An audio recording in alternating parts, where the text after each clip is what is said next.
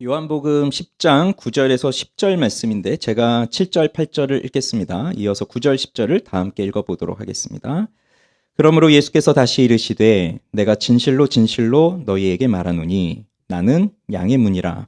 나보다 먼저 온 자는 다 절도요 강도니 양들이 듣지 아니하였느니라. 내가 문이니 누구든지 나로 말미암아 들어가면 구원을 받고 또는 들어가며 나오며 꼴을 얻으리라. 도둑이 오는 것은 도둑질하고 죽이고 멸망시키려는 것뿐이요 내가 온 것은 양으로 생명을 얻게 하고 더 풍성히 얻게 하려는 것이라. 아멘. 오늘 본문을 보면 선한 목자이신 예수 그리스도께서 이 땅에 오신 목적이 두 가지로 나오고 있습니다. 내가 온 것은 양으로 생명을 얻게 하고 라는 것, 즉 양에게 생명을 주기 위해서 오신 것이고, 그 다음에 더 풍성히 얻게 하려는 것이다. 즉 그 생명을 더욱더 풍성하게 주시기 위해서이다. 이렇게 말씀하세요. 그래서 선한 목자이신 예수님이 오신 목적은 이중적 목적, 두 가지 목적이 있습니다. 자, 첫 번째 목적인 생명을 준다는 것은 다른 말로 하면 구원입니다. 우리는 이 구원에 대해서는 많이 경험을 하며 삽니다. 죽었던 내 영혼을 살리시고 살아난 거듭난 내 영혼이 하나님의 말씀을 듣고 내 죄를 회개하고 예수를 믿게 됨으로써 구원을 받았기 때문이죠. 그러면 내 영혼이 더 이상 이 세상의 풍조를 따르지 않고 하나님과 단절된 상태로 어둠에 빠져서 사는 것이 아니라 이제 하나님 앞으로 나아와서 하나님 앞에서 살아가기 때문에 그 구원은 우리가 경험을 하였어요. 그런데 두 번째 목적인 이 풍성하게 생명을 주신다. 생명을 얻긴 얻었는데 그 생명을 풍성하게 주신다. 이 부분은 생각보다 많은 사람들이 실제로 누리지는 못하며 살고 있습니다. 그렇기 때문에 오늘 우리는 이 말씀을 통해서 생각해야 돼요. 나는 그저 구원받은 것으로만 만족하면서 살 것이 아니라 구원을 누리면서 살아가야 된다는 것을 생각을 해야 됩니다. 그래서 오늘 이 시간에는 선한 목자이신 그리스도 예수께서 그 그리스도를 통해서 생명을 얻은 우리가 풍성한 삶을 어떻게 누리는 것인지, 우리가 누리는 풍성한 삶이 무엇인지를 살펴보도록 하겠습니다. 자, 만약에 건강하게 살아가던 사람이 갑자기 심장마비가 온다거나 문제가 생겨서 쓰러졌습니다. 심장이 멈췄습니다. 그때 응급처치를 잘 해서 멈췄던 심장이 다시 뛰게 됐어요. 그러면 생명이 돌아오게 되었죠. 너무 기쁜 일 아닙니까? 그런데 자, 그렇게 심장이 뛰어서 너무 기쁜데 그만 몸은 움직이지를 못해요. 식물인간처럼 그냥 누워만 있어요. 인공호흡기를 낀 채 인공호흡기에 의존하며 숨을 쉬고 아무것도 못하면 그러면 우리가 생명을 가지긴 했지만 다시 살아나기는 했지만 그 생명으로서의 기쁨을 지속적으로 누릴 수 있을까요? 우리는 그런 생명을 추구하며 삽니까? 그냥 산소호흡기만 끼고 숨만 쉬는 것을? 그런 건 아니죠. 우리 아이들을 한번 생각해 보면 아이들이 얼마나 뛰어다닙니까? 그러면 그 아이들 뛰어다니는 대로 우리가 한번 살아보세요. 똑같이. 그러면 우리는 아마 5분도 안 돼서 다 쓰러질 겁니다. 무슨 차이인가요? 그 아이들에게는 생명력이 아주 충만하게 있어요. 그래서 잠만 자고 일어나면 또 벌떡 일어나서 확 뛰어다니고. 근데 우리는 자고 일어나도 몸이 찌뿌둥해서 움직여지지가 않고 이렇게 이제 살아가고 있습니다. 생명력이 충만해야 결국 그 살아있는 대로 충만하게 산다는 거거든요. 그래서 우리 육신도 그냥 숨만 쉰다고 해서 심장만 뛰고 있다고 해서 야, 정말 제대로 살아있구나. 우리 그렇게 생각하지 않습니다. 정말로 생명력이 넘친다는 건 심장도 제대로 잘 뛰어야 하고요. 몸도 다 잘 움직여야 되고 정서도 풍부해야 되고 뇌도 잘 돌아가서 생각도 빠릿빠릿하게 해야 되고 또 뭔가 하고자 하는 것이 있으면 의지를 갖고 바로바로 할 수 있어야 되고 이런 것들을 우리는 정말 살아있구나 이렇게 생각할 수 있는 거죠. 근데 몸이 건강해도 요즘은 정신적인 어려움이 있으면 또 아무리 건강한 몸도 잘 안 움직여진단 말이에요. 근데 그런 걸 보면서 생명력이 있다고는 생각하지 않아요. 그래서 건강에 관심 있는 사람들은 먹는 것에 관심이 많습니다. 좋은 거, 영양 있는 거 이런 걸 먹어야 되니까. 그리고 운동에도 관심이 많고요. 그리고 요즘 사람들은 정신 건강에도 신경을 많이 쓰고 있어요. 그러면 우리가 이렇게 진정한 풍성한 삶, 좀 정말 생명력 있는 활동력 있는 삶을 살기 위해서는 무엇이 필요한가 이걸 생각해 봐야죠. 대부분 사람들은 풍성한 삶이라고 하면 가장 먼저 떠오르는 게 돈일 겁니다. 돈과 풍성, 돈과 풍요는 뭐 뗄래야 뗄 수가 없으니까. 돈이 있어야 풍성하게 살구나. 뭐 음식을 차려 먹더라도 풍성하게 차려 먹을 거 아닙니까? 돈이 있어야. 그래서 돈과 생각하지만, 그런데 선한 목자이신 예수님이 오셔서 너희들에게 풍성한 삶을 누리게 하겠다라는 것이 그저 돈 주겠다라는 것은 아니잖아요. 돈과 연관된 삶을 말씀하시는 것이 아니잖아요. 그래서 잘 들어보세요. 풍성한 삶을 산다는 건 내가 결단만 해서 되는 건 아닙니다. 내가 풍성하게 살아야지. 결단만 해서 되는 것이 아니라 이 풍성한 삶은 하나님과의 관계에 의해서 이루어지는 거예요. 하나님과의 관계. 그런데 이 하나님과의 관계는 내 영혼의 상태에 따라서 또 영향을 받습니다. 그러니까 하나님과의 관계는 내 영혼의 상태와 아주 밀접한 관련이 있어요. 그러면 중요한 것이 무엇입니까?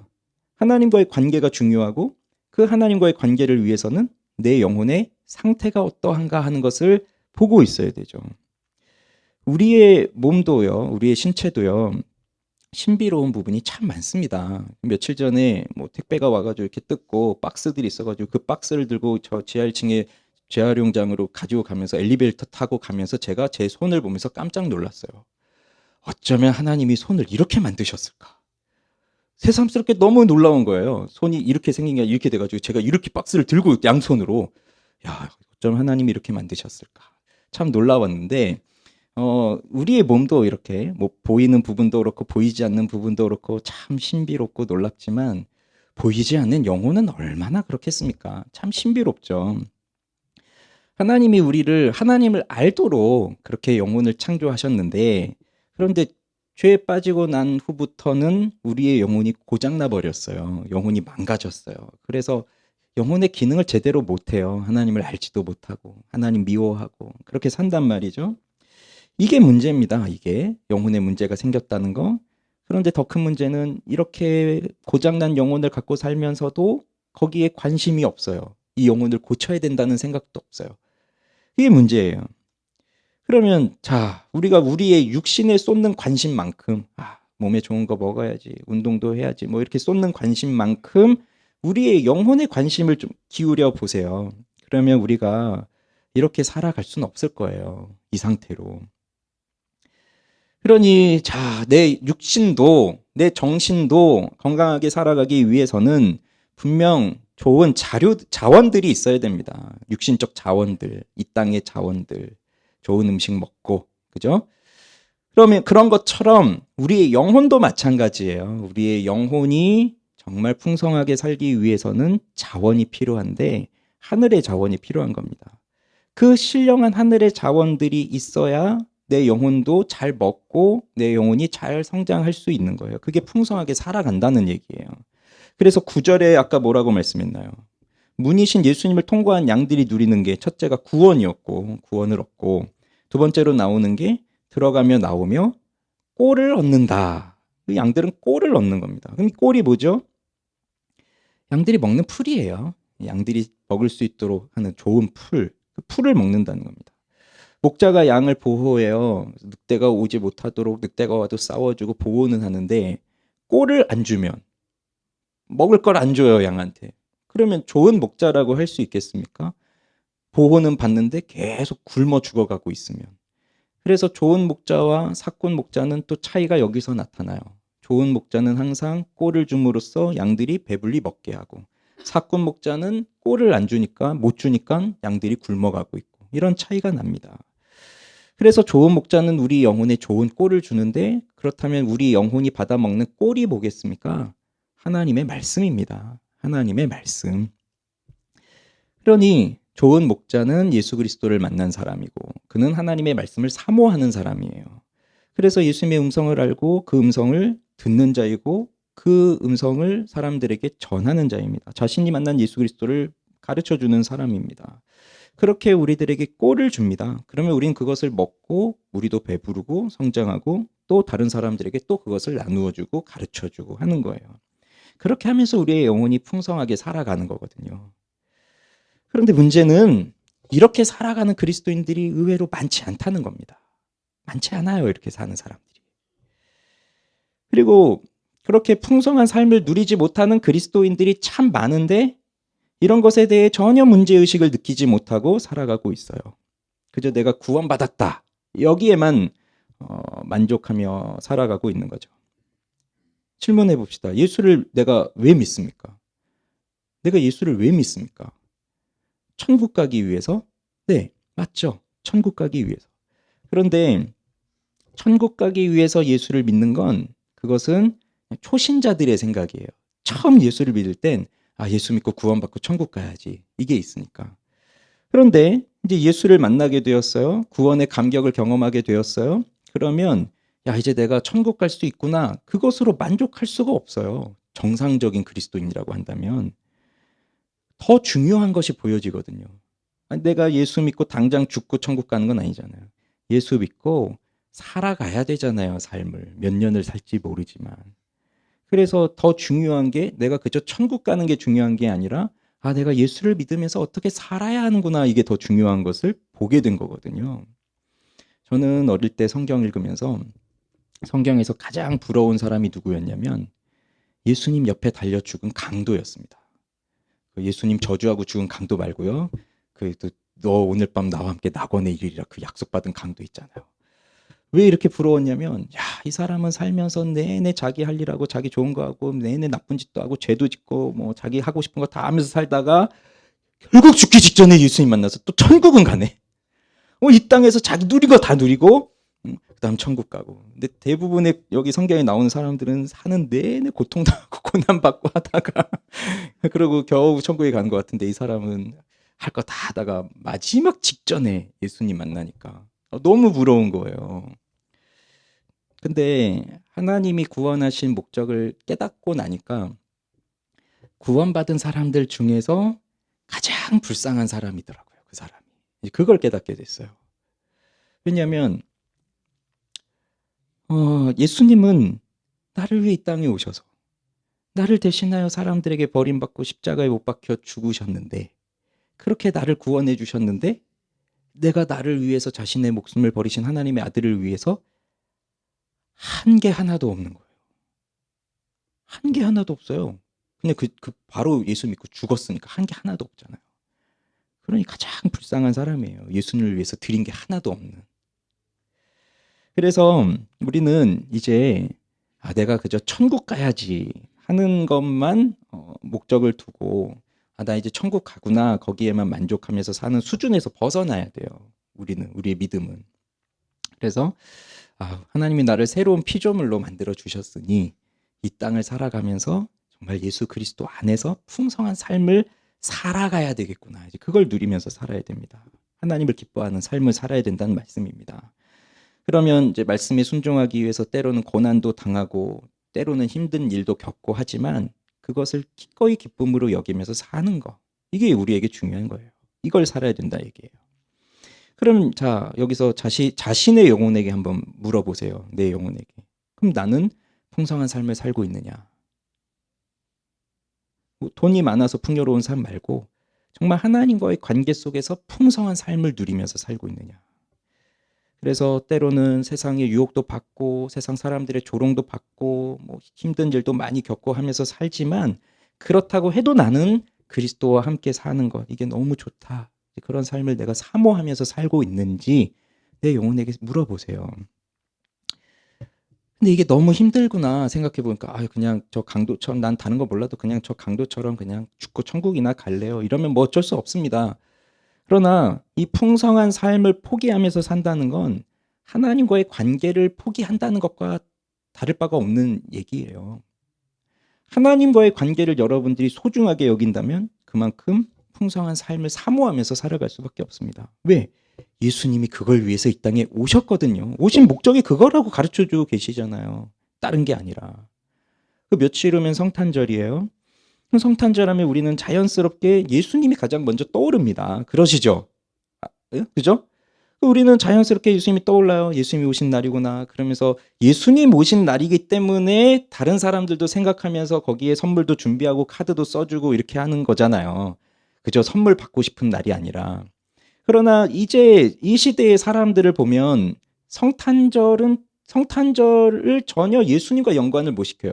성탄이라고 하니까 그게 무슨 뜻인지 모르는 것 같고, 그 다음에 크리스마스라고 해도 크리스마스의 크리스가 뭔지를 모르는 것 같아요. 그 말이 도대체 무슨 말인지. 그러니 예수 그리스도, 그리스도와 크리스마스, 크라이스트와 이 크리스마스를 전혀 연관을 못 시키는 거죠. 그래도 우리 어릴 때는 그 성탄절 카드 같은 거 보면 그래도 아기 예수님 그림이 참 많이 있었는데, 그냥 저런데 문구점 가도 일반적으로 있는 카드들이, 지금 카드는 아기 예수님 그려져 있는 카드를 본 적이 없습니다.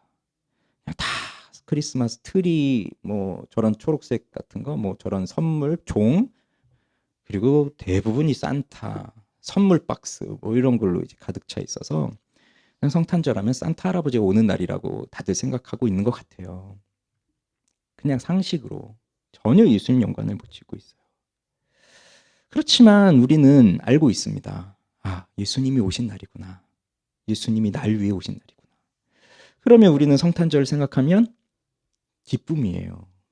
날 구원하시기 위해서 예수님이 오셨다. 기쁩니다. 그런데 좀 입장을 바꿔서 생각을 해보면, 하나님 입장에서 생각을 해보면, 또 예수님 입장에서 생각을 해보면 이 날은 무슨 날이에요?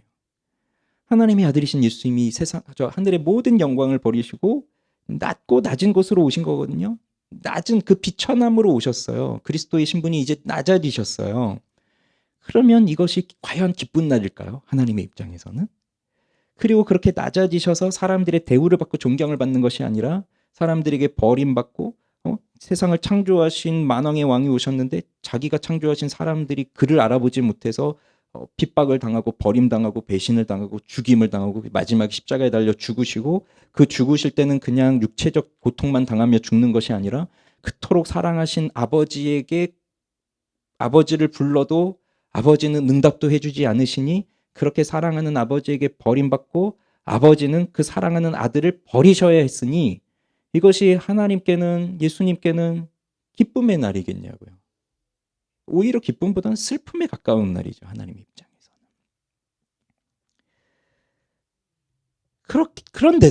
그런데도 예수님이 오셨어요. 그렇게 죽임을 당하셔야 했음에도 불구하고 예수님은 이 땅에 오셨어요. 억지로 오신 것도 아니에요. 기꺼이 기쁨으로 오셨어요. 왜입니까? 우리를 사랑하시기 때문에, 우리를 다시 살리시기 위해서 자신의 목숨을 버리시고 자신이 버린 목숨으로 우리의 목숨을 살리셔서 우리가 생명을 누리게 하셨다는 거거든요. 근데 단순히 살게만 해주신 게 아니라 풍성한 삶을 살아가도록 그렇게 오셨다는 얘기예요. 그래서 내가 누리는 생명은 예수님의 피값으로 주어진 생명입니다. 그래서 하찮을 수가 없어요. 내가 내 생명을 하찮게 여길 수가 없어요. 예수님이 자신의 목숨을 버리고 주신 게 내 생명이에요. 지금 내가 누리고 있는 생명이. 얼마나 귀한 겁니까? 그러니 예수님이 약속하신 그 풍성한 삶을 어찌 사모하지 않을 수가 없으며 어떻게 무관심으로 살아갈 수 있느냐 말이죠. 그럴 수 없다는 얘기입니다. 그러니 저는 오늘 말씀드립니다. 우리 중엔 아직도 구원의 기쁨과 감격이 없는 사람들도 계세요. 그러면 저는 말씀드릴게요. 아직은 내가 잘 모르겠지만 그래도 구원의 은혜를 사모하세요. 그리고 구하세요. 생명을 주십시오. 나도 저 옆에 있는 사람들 말씀 듣고 눈물 흘리고 있는데 나는 계속 졸기만 하고 뭐 전혀 감동도 없고 한데 답답해 죽겠으니 하나님 나에게도 생명을 주십시오. 구하세요. 예수님은 지금 문 밖에 서서 두드리고 계신데 왜 나는 계속 그렇게 문을 닫아놓고 그냥 구경만 하고 계실 겁니까? 마음을 여셔야 돼요. 하나님 도와주세요. 내게도 생명을 주세요. 구하셔야 되고, 또 이제 우리 중에 대부분은 구원을 받은 감격이 있는 사람들인데, 그러면 이제는 내가 구원받아서 천국 간 거 이것만은 생각하는 게 아니라 이젠 내가 이 땅을 살면서 풍성한 삶을 누려야지. 이걸 생각하면서 그 풍성한 삶에 대한 사모함, 이걸 가져야 된다는 얘기입니다. 세상 일에 관심 좀 그만두시고 그리스도 안에서 사는 게 뭔가, 그 풍성한 게 뭔가, 여기에 관심을 갖고 우리는 살아가야 돼요. 그러면 자, 예수님이 이제 다시 말씀드립니다. 예수님 우리에게 생명을 주시고 풍성한 삶, 그러니까 생명을 풍성하게 누리기 위해서 오셨는데, 근데 이건 그냥 되지 않잖아요. 예수님이 그렇게 오셨지만 그냥 우리가 그렇다고 해서 그냥 그걸 누리며 사는 건 아니에요. 아까 말씀드렸듯이 자원이 필요합니다. 우리의 영혼이 풍성하게 살기 위해서는 자원이 필요한데, 자, 이 자원이 예수님이 친히 자원이 되어 주셨어요. 예수님이 우리의 자원이 되신 거예요. 그러면 어떤 자원으로 우리에게 오셨느냐? 요한은 요한복음 1장에서 예수님을 이렇게 소개합니다. 말씀이 육신이 되어 우리 가운데 거하심에 우리가 그의 영광을 보니 아버지의 독생자의 영광이 충만한데, 또 뭐와 뭐가 충만하다고 말하냐면 은혜와 진리가 충만하더라. 그러니 예수님은 은혜와 진리가 충만하신 분이에요. 충만하신 분. 그러면 그래서 이 은혜와 진리가 우리가 풍성한 삶을 살아가는 데 있어서 우리에게 주어진 자원이라는 거예요. 은혜와 진리. 자, 우선 진리를 먼저 생각해 봅시다. 예수님은 진리가 충만하신 분입니다. 그러면 이것이 풍성한 삶과 무슨 연관이 있느냐? 상식적으로 생각하면, 물질적 풍요의 반대는 뭡니까? 물질적 풍요의 반대는 물질적 빈곤이잖아요. 그러면 영적인 풍성함의 반대는 영적 빈곤함이죠. 뭔가 없다는 거잖아요. 그럼 여기서 빈곤함, 영적인 빈곤함은 뭐가 없다는 걸까요? 하나님을 아는 지식이 없다는 겁니다. 즉, 영적 빈곤함은 무지함이에요. 무지함. 모른다는 거예요. 그래서 알아야 풍성한 삶을 사는 것인데 모르면 풍성한 삶을 살아갈 수가 없어요. 하나님이 주시는 가장 큰 선물은 구원입니다. 그 다음 선물은 하나님을 아는 지식을 우리 가운데 주신 거예요. 하나님을 알도록. 그리고 이 하나님을 아는 지식은 예수 그리스도를 통해서 주어져요. 그러면 내가 하나님의 자녀다라고 믿고 하나님의 자녀라고 하면서 살아가는데, 그런데 내가 하나님의 말씀을 잘 모른다? 나는 하나님의 자녀가 맞는데 난 하나님의 말씀을 모르겠다라고 한다면 그 사람은 하나님의 자녀답게 살아갈 수가 있을까요? 살아갈 수가 없습니다. 그러면 이 사람은요, 행복하게 살아갈 수가 없어요. 이건 제가 굳이 설명해 드리지 않아도 될 것 같아요. 왜냐하면 우리는, 저를 비롯해서 우리는 이 경험을 굉장히 많이 하거든요. 내가 하나님의 자녀인데 하나님의 말씀을 잘 몰라. 하나님의 뜻을 몰라. 그러면 마음속에 행복이 있는 게 아니라, 평안함이 있는 게 아니라 오히려 갈등과 번민만 있어요. 마음속에서. 그러니까 살아가는데 내가 무슨 행동을 하고 무슨 결정을 하면서 사는데 이게 하나님의 뜻일까? 하나님 이걸 원하실까? 늘 이 질문이 생기는 겁니다. 그래서 차라리 예수를 안 믿고 하나님 없이 사는 사람들은 그냥 행복하게 사는 거예요. 내가 생각한 대로 내 사상을 갖고 살면 그냥 행복해요. 물론 물질적으로 뭐 세상 환경적으로 어려움이 닥치니까 그 속에서 어려움을 겪으며 살겠지만 이러한 고민은 안 하잖아요. 내가 뚜렷하게 갖고 있는 생각을 따라 사니까. 오히려 하나님의 자녀라고 하는 사람들이 세상을 살면서 고민과 번뇌와 갈등만 심한 거예요. 무엇 때문이냐면, 내가 이렇게 했는데 내 양심이 자꾸 이게 하나님 말씀으로 사는 것 같아?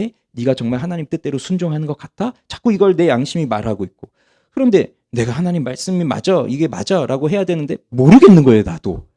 그러니 이게 행복한 삶이 아니라 오히려 예수 믿고 더 고민만 많아졌어요. 이게 반복이 되면 그냥 포기해버립니다. 에이, 뭐 어때? 괜찮아. 뭐 다 저렇게 사는데 뭐. 저 사람도 뭐 그리스도인이고 저 사람도 다 교회 다니는데 다 저렇게 사는데 뭐 어때? 이러고 살게 되니까 양심은 더 무뎌지는 거예요. 그러니 행복이 없어요. 진짜 행복이. 이게 왜냐면 하나님의 순종해야 된다는 걸 교회에서 계속 강조하고, 내가 하나님의 자녀라면 양심상 그래도 하나님 말씀에 순종해야지라는 마음을 갖고 있는데 하나님의 뜻이 도대체 뭔지를 모르겠으니까 순종을 못하는 거예요. 그러니 고통스럽죠. 그리고 시간이 지나면 이제 이 고통도 사라집니다. 그냥 사는 거예요. 그냥 이 고통이 없어요. 이제 시간이 지나면. 그래서 우리가 왜 성경을 배웁니까? 우리가 왜 교리를 배우죠? 왜 우리가 신학을 공부하죠? 왜 우린 하나님의 말씀을 배워야 하죠? 예수 그리스도를 통하여 성령 안에서 하나님을 향해 살기 위해서. 그냥 지식을 채우기 위해서 공부를 하는 게 아니라 하나님 앞에서 살아가기 위해서 배우는 거예요. 우리는 살아가기 위해서. 그게 더 중요해요. 그래서 인간의 고통은 하나님을 모르는 것에서 온다라고 하는 명제. 여러분이 믿든 안 믿든, 자, 인간의 고통은 하나님을 모르는 것에서 온다라고 하는 이 문장을 좀 이번 한 주간도 깊이 생각해 보시면 좋겠어요. 그래서 다들 지금 걱정하고 있는 게 있을 거고 고통스러운 바가 있을 거예요, 살면서. 뭐 예를 들어 보면 뭐 진로에 대해서 내년에 이제 어떻게 해야 될까 뭐 고민하고 결정하고 뭐 이런 부분들이 있을 거 아니에요. 자, 그게 너무 걱정돼서 불안한데, 자, 그것과 하나님을 모르는 것에서 오는 고통, 이것을 한번 연관을 시켜보면 그럼 어떤 일이 일어나는지 한번 생각해 보세요. 그래서 내가 하나님을 명확하게 알고 있다, 하나님의 뜻을. 그러면 지금 내가 고통스러워하고 있는 이 부분은 어떻게 또 되는가? 나의 삶에서 또 어떻게 영향이 또 나타나는가? 이런 걸 좀 고민을 해보세요. 그래서 하나님을 안다는 건 하나님의 속성을 아는 것이고 하나님의 속성의 시행 방식을 아는 것이라고 말씀드렸잖아요. 하나님이 어떤 분이시다라는 그 하나님의 속성을 내가 알고 있다면 지금 내가 고통스러워하고 있는 이 부분에서는 그 내가 알고 있는 하나님의 성품이 어떻게 나한테 나타나고 있는가, 이걸 고민하면서 우리는 계속 살아가는 거예요. 그러면 예전에는 하나님에 대해서 전혀 관심도 없었고 내가 내가 그리스도인이라고 했어도 관심이 별로 없었으니까 그냥 내 식대로 생각하고 사람들 살아가는 것들 다 보면서 저렇게 사는구나 저렇게 사는구나 했는데 불행하게도 정말 그리스도인답게 사는 사람이 없었어요. 그러니까 그냥 사는 사람들 보면서 내가 이렇게 사는가 보다 하면서 살아왔는데 이제 하나님의 성품을 알고 그 성품이 하나님이 나의 인생이 이렇게, 그러면 그 말씀대로 하나님 일하신다면 나를 이렇게 이끌어 가시겠구나 하는 것들이 보여질 거 아니에요. 그러면서 그 하나님을 신뢰하고 하나님 앞에 엎드리고 기도하고 하나님의 도움을 구하고 이런 것들이 하나님을 만나가는 과정이에요. 하나님을 알아가는 과정이에요. 그럼 그 고통 속에서 또 기쁨을 발견하고.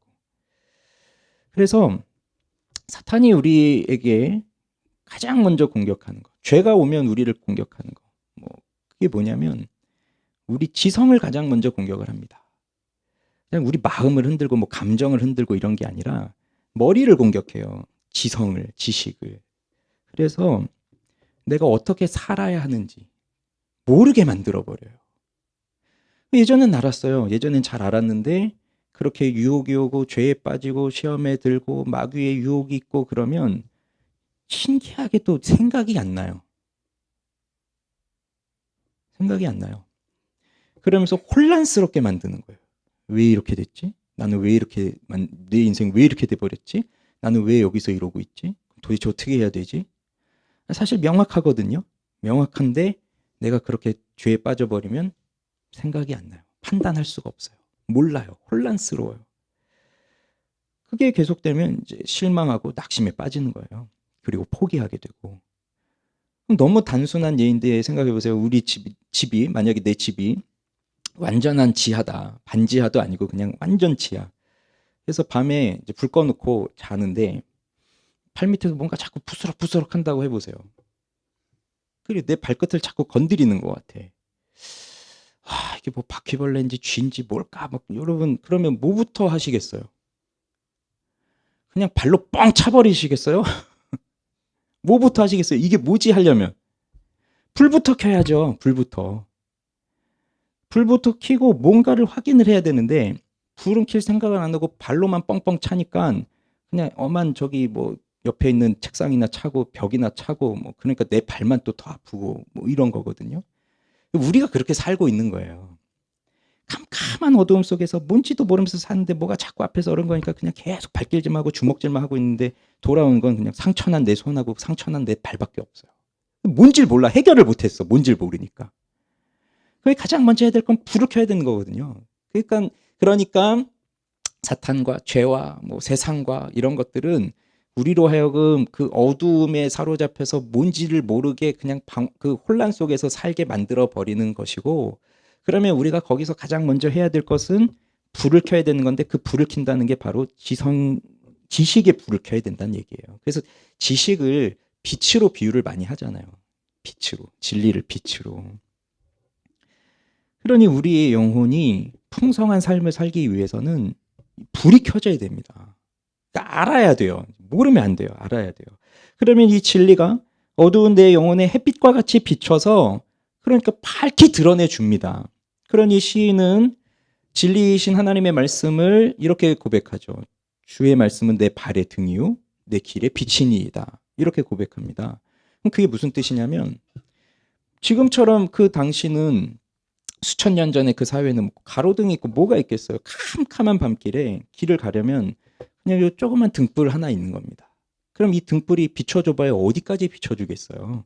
바로 요 내 앞에 여기 비춰주는 거죠. 내 발의 등이요라고 하는 것은 지금 내 발이 내 한 발자국을 어디로 디뎌야 내가 빠지지 않고 넘어지지 않는가 하는 것을 비춰줄 수 있는 그 등불이라는 거예요. 내 지금 당장의 내 이 발자국을 발을 어디로 놓아야 하느냐. 그것을 가르쳐주는, 그것을 인도해주는 말씀이에요. 그래서 말씀을 따라가면 내 한 발자국 한 발자국을 옮기면서 하나님께로 가는 것이고, 그게 내 발의 등이고, 그 다음 내 길의 빛이라고 하는 것은 사실 요즘에 라이트를 생각해 보면 돼요. 자동차 라이트 같은 거 하면 쫙 비춰지면서 요 앞에만 비추는 게 아니라 저 멀리까지 비춰주잖아요. 내 길의 빛이다라는 건 그렇게 쭉 앞으로 비춰주어서 내가 어디를 향해서 가야 되는지 그 길을 비춰주는 거예요. 하나님의 말씀은 그래서 내가 한 발자국 한 발자국 그 등불을 들고 발을 옮기지만 결국 그것은 내가 어디 방향을 향해서 가느냐 하는 것을 비춰주는 그 빛이 된다는 얘기입니다. 근데 말씀이 없으면 한 발자국 한 발자국 떼어놓을 때 항상 걸리고 넘어지고 빠지고 이런 거고, 빛이 없으니까 결국 방향도 잘못된 대로 가버리는 거예요. 그래서 말씀, 진리, 이게 있어야 우리는 풍성한 삶을 산다는 겁니다. 모르니까 자꾸 그 속된 말로 밥값 치르는 거예요. 비싼 밥값을. 근데 예수님이 뭐라고 하셨어요? 내가 곧 길이요, 진리요, 생명이니 말씀하셨죠. 나로 말미암지 않고는 아버지께로 올 자가 없다고 하셨죠.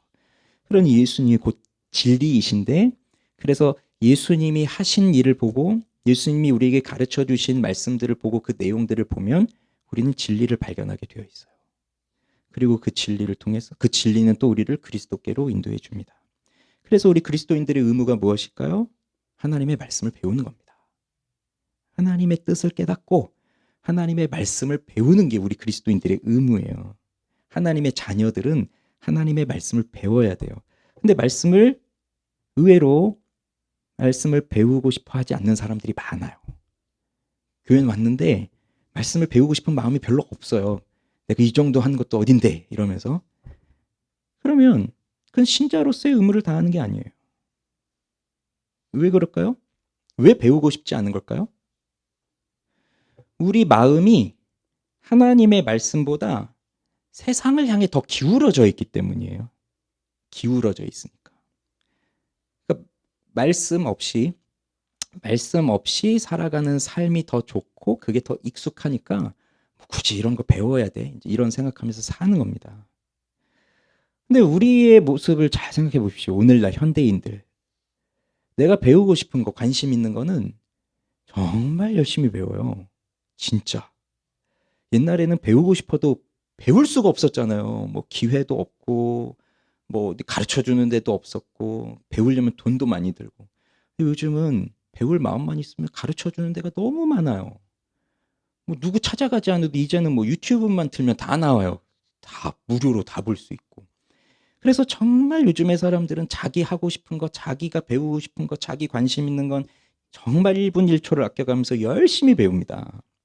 게다가 요즘에 오픈 AI가 딱 생기고 나서는 뭐 물어볼 거 있으면 뭐 사람한테 물어볼 이유도 없잖아요. 그냥 거기다 물어보면 답을 쫙 해주고. 성경 같은 거 질문도 해보셨어요? 성경에 대해서? 간혹 좀 틀리는 걸 가르쳐 줄 때도 있지만 잘 가르쳐 줘요. 근데 틀릴 때가 있어요. 그래서 너무 믿지 마시고 이거 GPT가 알려줬어. 뭐 너무 믿지 마세요. 그래도 이제 점점 오류가 많이 줄어요. 진짜 잘 가르쳐줘요. 그럼 이제 성경에 관심 있는 사람들은 바로바로 또 물어보면 바로 답이 나오고 이렇게 하거든요. 그런데 하나님의 말씀을 아는 것이다, 배우는 것이다, 알기 위해서 우리가 그렇게 사는 것이다라는 거는 사실 우리는 그만큼 시간을 쓰지도 않고 내가 다른 거 알고 싶어서 찾아보고 공부하고 뭐 이러는 거 그런 거에 시간을 들이는 거에 비하면 하나님의 말씀을 아는 일에는 거의 내가 시간도 쓰지 않고 마음도 들이지 않고 관심 있다고 해서 조금 그런 AI나 뭐 이런 데 잠깐 물어보고 뭔가 답을 얻었다 해도 전 사실 그걸 하나님의 말씀을 아는 지식이라고 저는 이해하지 않습니다. 왜냐하면 그건 나에게 정보를 준 것일 뿐이에요. 내가 이것에 대해서 좀 궁금했는데 이게 뭐니? 하고 물어보면 답을 딱 줬어요. 그다음 요즘은 뭐 출처까지 주는 데도 있어요. 이 책에서 이 신학자는 이렇게 말했다. 뭐 그럼 이제 그게 정보가 나한테 주어졌잖아요. 그게 하나님을 아는 지식일까요? 전 아니라고 봐요. 하나님의 말씀은 그런 식으로 배우는 게 아니에요. 하나님의 말씀은 씨름을 해야 돼요. 씨름을. 씨름하는 게 뭐냐? 아까 말씀드린 뭐 인간의 고통은 하나님을 모르는 데서 온다라는 그런 명제가 있다면 하나의 정보가 주어졌다면 그걸 붙들고 씨름을 해야 돼요. 그런가 과연? 내 인생은 어떤가? 그래서 우리가 매일 성경 펴놓고 그냥 그 옆에 있는 글 읽고 뭐 한 10분 읽고 끝났다 오늘 묵상 그게 다가 아니라 거기 나오는 말씀들을 놓고 치열하게 고민하고 그리고 내 삶에서 씨름하고 이 씨름한다는 게 무조건 그렇게 또 살진 못해요. 그리고 동의되지 않는 부분들도 있을 거예요. 그러니 동의가 되지 않으니까 이게 왜 이런 거지? 하나님은 왜 이렇게 말씀하시지? 나는 왜 근데 이게 동의가 안 되지? 나는 이게 더 맞는 것 같은데 하나님 왜 이렇게 말씀하시는 거지? 뭐 이런 치열한 과정들을 겪어가면서 그러면서 하나님이 나에게 정말 이렇게 말씀하시고 이 말씀하신 하나님이 진리구나라는 것을 내 몸에서 경험하는 겁니다. 내 삶에서. 이게 뭐 1분, 10분 해가지고 되겠어요? 이거는 하루하루 계속해서 쌓여가는 과정이에요. 그러면서 말씀을 씨름하고 붙들고 싸우고 분투하고 그런 노력들이 기울어져 가면서 내가 하나님을 알아가는 지식이 점점 쌓여가는 거거든요. 이게 하나님을 알아가는 과정이에요. 하나님을 만나는 과정이고. 그러니 그냥 궁금한 거 하나 있다고 해서 툭 하나 물어보고 얘가 이렇게 가르쳐주네? 이거구나 하고 딱 넘어가 버리면 그거는 그냥 정보만 얻었죠. 시간 지나고 나면 또 기억도 안 나요. 그리고 그게 내 삶을 바꾸지도 않아요. 내 삶을 바꾸는 건 그만큼 씨름하고 하나님 앞에 엎드리고 기도하고 이게 맞냐고 묻고 그럼 난 이렇게 못 사는데 어떻게 해야 되냐고 하나님께 도움도 구하고 이런 과정들을 정말 수일, 수년, 수십 년에 걸쳐 가면서 하는 거예요. 그러니까 우리에게 중요한 건 진리를 따라 사는 삶인데 결국 그냥 아는 게 다가 아니다. 그래서 우리는 끊임없이 말씀의 은혜를 구할 수밖에 없어요. 그러려면 교회에는 진리가 있어야 됩니다. 교회에 진리가 있어야 돼요. 그리고 진리가 선포되어야 돼요. 진리가 가르쳐져야 돼요. 그러면 진리를 사랑하는 뭐 목회자든 교사든 뭐 집사든 이런 그 진리를 사랑하는 그 사람이 있고 또 진리를 사모하는 사람들이 또 와서 그 말씀을 듣고 배우고 하고 그러면서 목양의 관계가 형성이 되어지면서 진리를 알아가는 거예요. 자, 제가 교회를 개척할 때 교회를 개척하는데 왜 걱정이 없겠어요? 지난주에도 외부에 설교를 갔잖아요. 그 교회 장로님이 뭐 저한테 몇 마디 안 하셨는데 그냥 뭐 물어보신 게 하나 있었어요. 아유, 이 힘든 시대에 개척하면 힘든데 어떻게 개척을 하셨어요? 예. 이거. 그리고 뭐 그 다음 말씀도 없으셨어요. 그냥 요 말씀. 그러니 벌써 사람들의 생각은 야, 이 시대에 이렇게 개척하면 힘든데 어쩌 개척을 했지? 아유, 참. 뭐 이런 생각인데 걱정해 주시는 것 같은데 전 정말 신기하게도 개척을 준비하면서 돈에 대한 걱정은 조금도 없었어요. 너무 신기하게. 돈에 대한 걱정 별로 없었고 그리고 또 너무 놀랍게 때때마다 너무 풍족하게 채워주셔서 그냥 너무 신기하다 이랬을 뿐이 걱정할 틈을 안 주셨어요. 하나님이. 너무 많이 채워주셔가지고. 근데 제가 걱정한 게 딱 하나 있었어요. 그 뭘 걱정했냐면 내가 이 교회를 개척하고 내가 이제 설교를 해야 되는데 설교할 게 없으면 어떡하지? 이게 제일 걱정이었어요. 이게. 뭐 매일 매주 설교를 해야 되는데 설교할 게 없으면 어떡하지? 말할 게 없으면 어떡하지? 이게 가장 걱정이에요. 그래서 설교자는요. 설교자의 비참은 돈이 없어서 제가 아는 한 돈이 없는 게 설교자한테 비참한 거 아니고요. 교회가 작아서 그것도 아니고 교인 수가 적어서 그것도 아니에요. 아니 뭐 가끔 우리 새벽 기도할 때 아무도 안 올 때도 있어요. 여러분 영상으로 보시니까 제가 계속 우리 기도하시고 돌아가시겠습니다 이렇게 말을 하니까 그래도 몇 명 와 있구나 생각하지만 아무도 없어도 저는 그냥 우리 기도하시고 우리 같이 찬양해서 우리 기도하시고 돌아가시겠습니다 이렇게 하는데 그냥 저하고 저희 아내한테 하는 말이죠. 뭐 그러니까 뭐 아무도 없을 때도 있는데 뭐 어떨 땐 저희 아내도 안 하고 그냥 저 혼자 있을 때도 있는데 그런 건 아무렇지도 않아요. 뭐 상관없는데 근데 여기 올라왔는데 할 말이 없다. 뭘 얘기해야 될지 모르겠다. 그게 가장 비참한 거죠. 그래서 그때부터 지금까지 계속 기도하는 건 우리 교회의 이 강단에 말씀이 끊어지지 않게 해주십시오. 그래서 말씀이 흘러넘쳐서 여기 이 자리에 모인 모든 사람들이 이 강단에서 흘러나오는 하나님의 말씀을 먹고 마실 수 있게 해주십시오. 그게 계속 기도의 제목이에요. 지금까지도. 늘 새벽에 하는 기도는 그거예요. 그래서 예수 그리스도를 만난 목자는 끊어지지 않는 셈이 되어야 돼요. 목사도 마찬가지고 뭐 교사, 구역장, 리더 뭐 다들 부모 뭐 다 마찬가지입니다. 셈이어야 되는데 셈이 끊어지지 않는 셈. 셈은 밑에서 물이 퐁퐁퐁 올라와요. 이렇게 퍼가도 계속 솟고 그러면 교사를 세우신 목적도 목자를 세우신 목적도 그렇게 목마른 사람들이 이 셈에 와서 먹고 마시도록 한 건데 그 사람이 이제 말라버렸어요. 더 이상 나오지를 않아. 그러면 아무도 거기서 뭘 받아 마실 수가 없어요. 모두가 굶주려지는 거예요. 목마르고. 그러니 부름을 받은 사람들은 교사인데 내가 이제 교회학교 교사를 섬기기로 했어요. 내가 또 뭐 소그룹 리더를 섬겨요. 그리고 내가 부모로서 내 자녀들에게 말씀을 가르쳐야 돼요. 근데 말씀이 없잖아요. 진리가 없잖아요. 그러면 물이 없는 샘이 돼버린 거예요. 아무도 못 마셔요. 나도 못 마시고 애들도 못 마시고. 해결할 수가 없습니다. 그래서 나에게 진리가 있는가? 나에게 정말 내가 진리를 사모하면서 사는가? 우리 교회에는 진리가 있는가? 진리를 선포하고 있는가? 그래서 진리가 없으면요. 아무리 많은 사람이 모이고 커다란 건물을 짓고 거기에 수많은 사람들이 꽉 차서 이렇게 멋지게 뭐 예배를 드리고 한다고 해도 진리가 없으면 거기 있는 사람들은 다 풍성한 삶을 살지 못합니다. 말씀이 없고 진리가 없는데 그냥 노래 부르는 거나 좋아하고 모이는 거나 좋아하고 있으면 거긴 다 풍성한 삶이 없어요. 중요한 건 진리가 있어야 된다는 얘기예요, 교회에. 그래서 우리는 진리를 사모하면서 살아야 돼요. 자, 두 번째. 또 무엇이 충만하시다고요? 은혜. 은혜가 충만하셨어요. 예수님은 은혜가 충만하신 분이에요. 은혜는 제가 늘 얘기하니까 이제 아실 겁니다. 은혜는 자격 없는 자에게 거저 베풀어 주시는 호의이고 예수님을 통해 주시는 구원이고 사람으로서 마땅히 해야 할 것을 하게 하는 사랑의 감화가 은혜인데 이런 은혜가 충만해야 비로소 우리는 충만한 삶, 풍성한 삶을 살 수 있는 거예요. 은혜가 없으면 살 수가 없어요. 은혜가 있으니까 구원을 받은 거고 은혜가 있으니까 사람으로서 할 일을 하게 되는 거예요.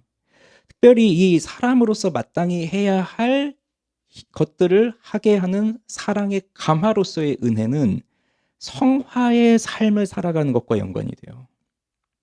우리가 성화의 삶을 살아갈 수 있도록 하는 은혜의 힘이에요. 인간의 영혼은 어딘가를 향해서 기울어져 있습니다. 기울어져 있어요. 그냥 평평하게 이렇게 중립적으로 있는 게 아니라 기울어져 있어요. 내가 어디를 향해 기울어져 있느냐에 따라서 내 생각도 달라지고 사상도 달라지고 내 삶의 방식도 달라져요. 그런데 타락하기 전에 인간은 하나님을 향해 기울어져 있었어요. 그래서 하나님을 사랑하고 하나님 뜻을 알고 싶어하고 하나님 말씀에 순종하는 게 너무 기쁘고 이렇게 살았던 인간인데 죄를 짓고 나니까 이 기울어짐이 이제 하나님을 향한 게 아니라 세상을 향하고 죄를 향하게 되어 있어요. 그래서 세상을 향해 사는 거예요. 세상이 좋아 보이는 거예요. 그냥 가만히 있으면 그냥 세상을 향해서 가는 거예요.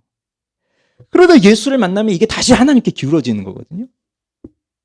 그런데 예수를 만나서 그렇게 내 기울어짐이 하나님을 향하여 기울어졌지만 그러면서 내가 오늘 풍성한 삶을 누리며 살지 못하는 이유는 그렇게 기울어졌지만 나는 또 가만히 있으면 다시 세상을 향해 기울기 때문에 내 영혼이 은혜에서 멀어지면 다시 세상을 향해 기울어져 있다는 얘기입니다.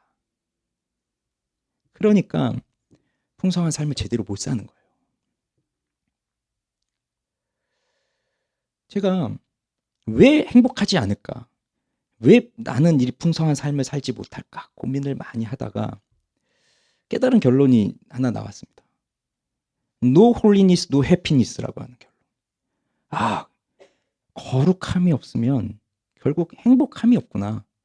이 거룩한 성화의 삶을 살지를 않으면 결국 행복함이 없구나. 저는 이걸 깨닫기 전에는 늘 하나님께 불평이었어요. 내가 기도도 하고 내가 어릴 때부터 열심히 하나님 섬긴다고 살아왔는데 나쁜 짓도 별로 안 하고 이렇게 사는데 왜 이렇게 내 인생은 각박하고 잘 안 되고 이렇게 힘들고 또 하나님 날 별로 도와주지도 않는 것 같고 그러면서 늘 불평해요. 하나님은 왜 내 기도를 안 들어주시지? 왜 날 안 도와주시지? 날 사랑하지 않는구나. 근데 저 사람들은 너무 사랑하시는구나. 왜 날 사랑하지 않으실까? 이렇게 고민했는데 이걸 깨닫고 나니까 하나님이 왜 날 도와주십니까? 아니 내가 지금 하고 있고 내가 구하고 있는 기도는 내 목적을 위해서 내 탐욕을 위해서 구하고 있는 건데 하나님이 그걸 왜 도와주시겠어요? 그러니 안 도와주시는 게 당연한 거죠. 그게 사랑인 거죠. 안 도와주시는 게. 근데 그걸 깨닫기 전까지는 왜 나한테 도움을 안 주시지? 하나님은 나를 싫어하시는구나 이런 생각하고 있었지만 결론은 내가 거룩하지 않으니 내가 하나님 뜻대로 살지를 않으니 하나님 어떻게 날 도와주시겠습니까? 그러니 내가 거룩한 삶을 살기로 작정하고 하나님의 은혜를 구하면서 살아갈 때 비로소 행복함이 누려지는 거예요. 물론 내가 그걸 완벽하게 100% 성화의 삶을 살 수는 없다 하더라도 그 마음을 가지고 하나님 앞에 나갈 때 행복이 주어져요. 결국 우리가 풍성한 삶을 살지 못하는 이유는 성화의 삶이 안 되고 있기 때문입니다. 거룩하게 살지 않아요. 죄와 싸우지 않아요. 그냥 내 욕심대로 살고 있을 뿐이에요. 기도해도 기도 제목을 잘 봐보십시오. 뭘 기도하고 있는지. 부처님도 들어주실 기도를 하고 있는 거예요. 우리는. 이해되시죠? 그러면 성화의 삶을 살아가려면 은혜가 필요하다는 얘기입니다. 내 힘으로 안 돼요. 은혜가 필요해요. 그래서 은혜가 충만한 삶을 살아야 돼요. 그 은혜는 어디로 주어진다고요? 은혜를 주시는 방편은 뭐예요? 말씀, 기도, 세례와 성찬, 성례. 이게 은혜의 방편이잖아요. 예수님이 광야에서 마귀의 시험을 받으시고 성령의 능력으로 갈릴리로 가셔서 회당에서 설교를 하시는데 처음으로 말씀을 하신 설교를 하시는데 이사야서를 펼치고 말씀하셨어요. 그 내용이 이겁니다. 주의 성령이 내게 임하셨으니 이는 가난한 자에게 복음을 전하게 하시려고 내게 기름을 부으시고 나를 보내사 포로된 자에게 자유를 눈먼 자에게 다시 보게 함을 전파하며 눌린 자를 자유롭게 하고 주의 은혜를 전파하게 하려 하심이라. 자, 예수님이 오신 이유를 이 말씀을 통해서 가르쳐 주시는 겁니다. 예수님이 오셔서 그리스도가 오셔서 하실 일이 갇힌 자에게 자유를 준다, 포로된 자에게 자유를 준다, 눈먼 자에게 보게 함을 준다 이것을 말씀하시는데 사실 우리는 이 말씀을 읽어도 큰 감동은 없을 거예요. 우리는 포로가 돼본 적 없잖아요. 전쟁이 나서 우리나라가 망하고 포로로 끌려가서 비참한 삶을 살아본 적이 없고 뭐 어디 감옥에 갇혀서 자유를 빼앗긴 적이 별로 없고 우리 신체 다 건강하니까 뭐 앞을 못 보고 이런 장애가 없으니까 그게 뭔지를 잘 모르면서 우리는 살아가고 있기 때문에 뭐 그렇게 갇힌 자에게 자유를 주고 눈먼 자에게 보게 하고 이런 것들이 크게 감동으로 오진 않을 거예요. 그러나 한번 상상을 해보자고요. 자, 갇힌 자. 제가 옛날에 청년부 할 때 우리 지체 중에 한 사람이 교도소에 있던 수감되어 있던 형제가 하나 있었어요. 근데 제가 부임할 때 이미 교도소에 있었고 그러니까 이제 저는 우리 지체니까 또 계속 또 챙겨주고 있었고 섬기고 있었고 그래서 면회를 가서 만났습니다. 이제 며칠 후에 출소한대. 출소 날이 이제 딱 정해졌어요. 그래서 이제 출소를 하는데 이 형제가 참 어려운 힘든 형제였어요. 집도 없었고 참 어려운 형제였어요. 그래서 출소를 한다고 해서 제가 그 출소 시간에 맞춰서 나갔습니다. 근데 그날 전 참 많은 걸 깨달았습니다. 아니 드라마나 영화에서 봤던 그 출소 장면은 환한 대낮에 커다란 벽이 있고 거기 문이 쫙 열리면서 사람들이 훅 나오고 거기서 온 가족들이 막 얼싸안고 뭐 이런 모습을 연상했는데 시간을 봤더니 밤 12시네요. 밤 12시에 교도소 앞에? 좀 이상한 거예요. 갔더니 뭐 큰 문도 아니야. 쪽문이야. 사람도 별로 없어. 거기 서 있는데 되게 뻘쭘한 거예요. 되게.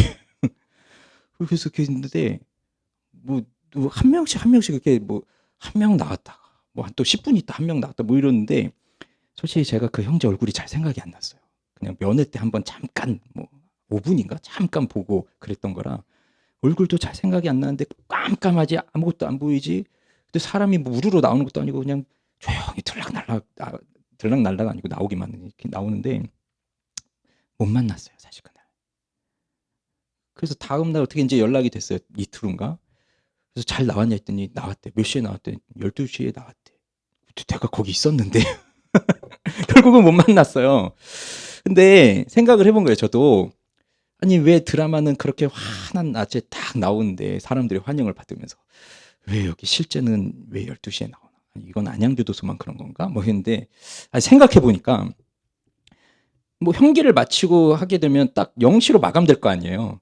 그럼 12월 21일 0시로 나올 수 있다면 여러분 같으면 0시에 나오시겠어요? 그래도 하룻밤 더 자고 나가지. 1시에 밥도 먹고 그러고 다음날 낮에 나오시겠어요? 언제 나오시겠어요? 그래도 깜깜해도 0시 땡 하면 나가지 않겠어요? 뭐 벌써 어쩌면 1분이라도 더 빨리 나가려고 뭐 하지 않겠어요? 그게 자유잖아요, 자유. 뭐 시간이 끝나도 야 이제 뭐 어차피 여기 있는 건 내 자유야 뭐 하고 거기 뭐 더 있고 싶겠습니까? 거기에.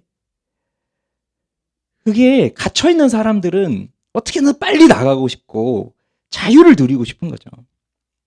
그런데 이게 내 형기를 맞춰서 나오는 게 아니라 특별한 사면으로 은혜를 받고 풀려나는 거라고 한다면 이게 얼마나 귀한 일이겠어요? 얼마나 놀라운 일이겠어요? 얼마나 사모할 일이겠어요? 너무 기쁜 일이다 나한테.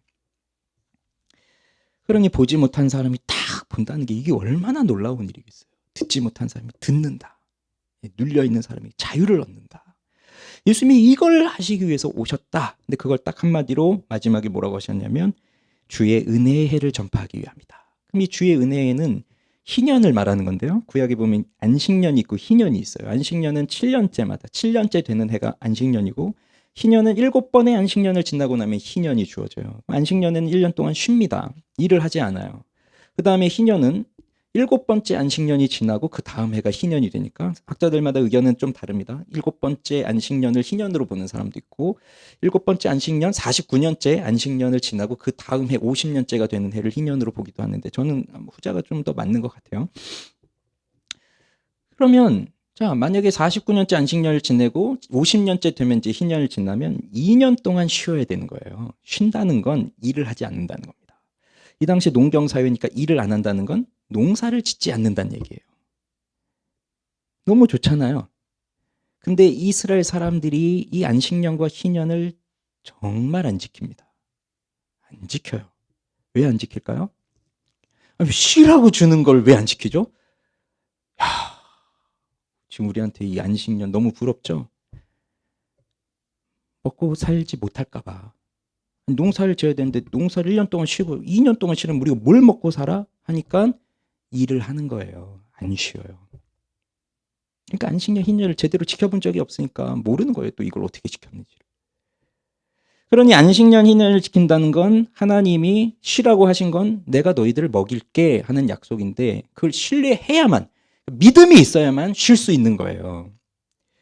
그러면서 땅도 계속 농사짓고 하면 땅도 지력이 약해지잖아요. 그래서 쉬잖아요, 땅도. 그런 의미들이 다 있는 거예요, 하나님이 쉬게 하신 것이. 땅도 다시 회복하고. 그런데 이 희년에서의 핵심은 풀어주는 것에 있습니다. 풀어주는 거. 뭘 풀어주냐면 빚을 졌어요. 돈으로 갚아야 되는데 못 갚아요. 그러면 내 땅을 뺏기는 거예요.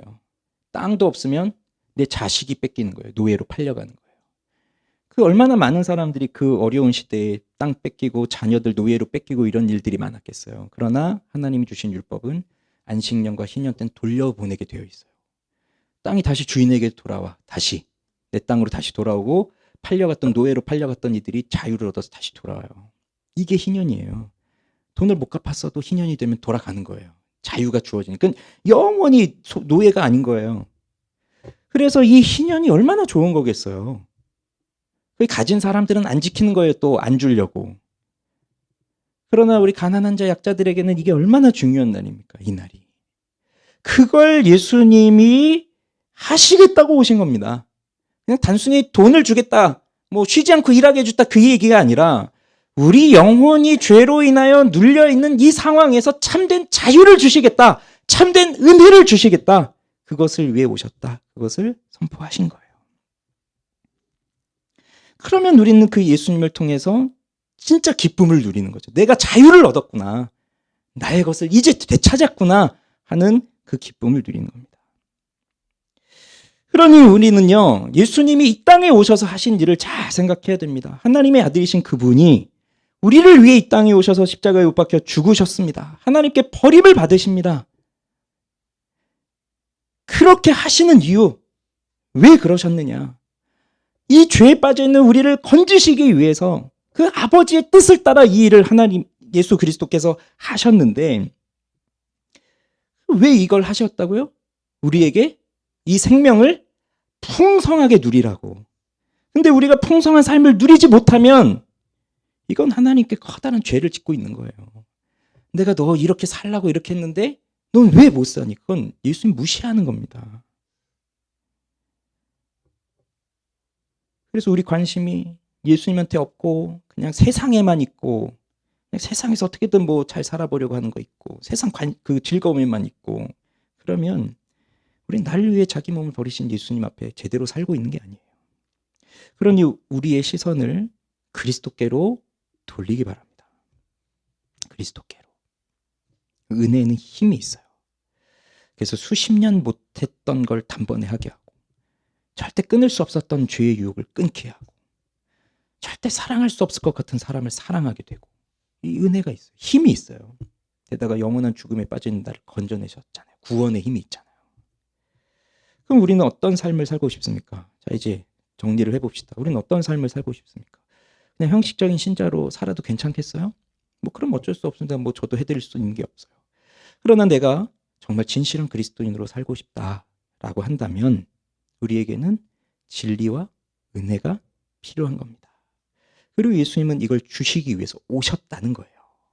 니들이 알아서 찾아라가 아니라 예수님이 오셨다고요. 그걸 주셨다고요. 그러니 하나님의 은혜를, 진리를 사모하는 우리가 되기를 바랍니다.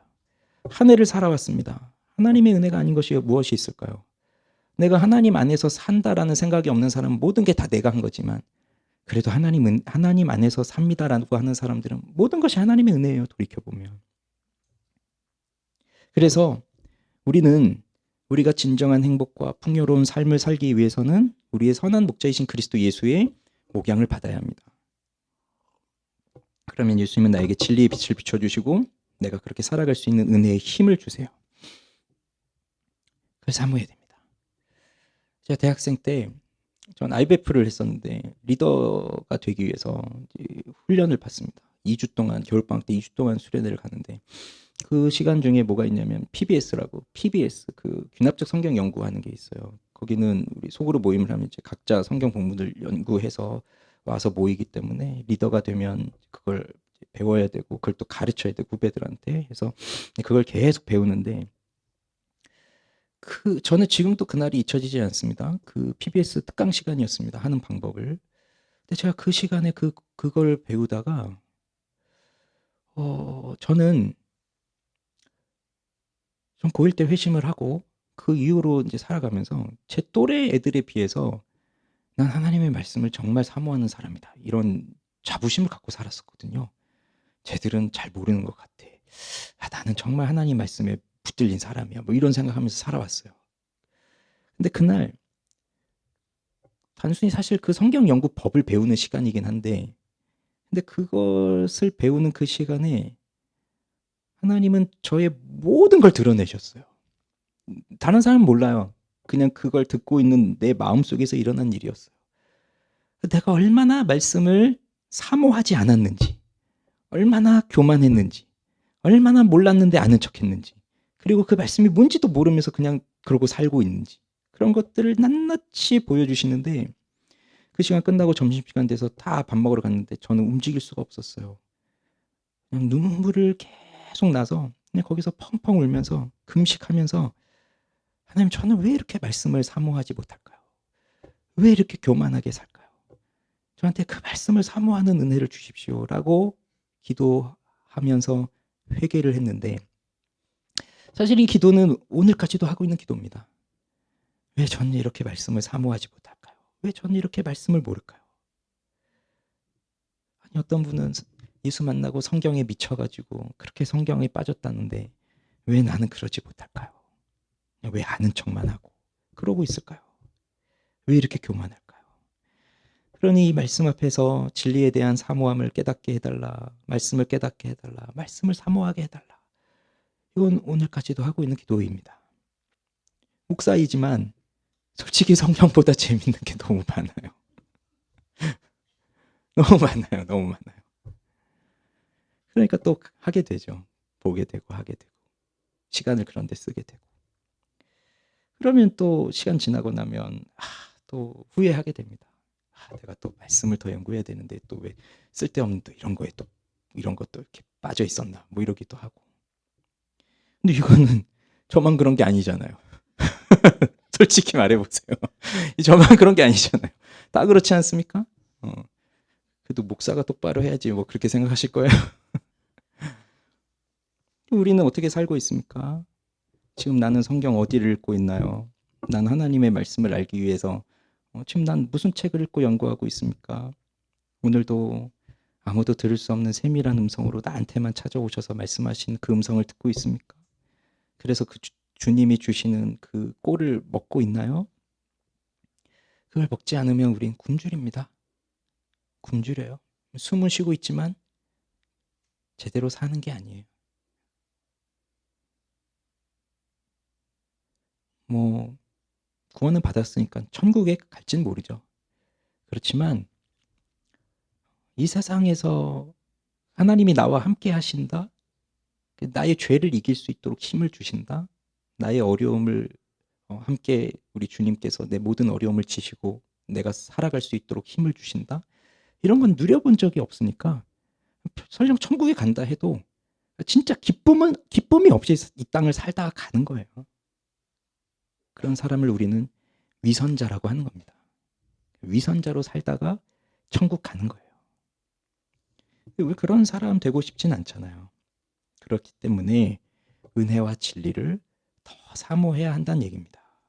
목자로 부름을 받은 분들 계실 거예요. 꼭 목사가 아니더라도 뭐 교사, 뭐 부모, 저는 부모가 가장 큰 목자라고 생각해요. 부모, 뭐 등등. 그럼 더 진리에 대해 사모하는 마음이 있어야 되고. 또 우린 다 양이잖아요.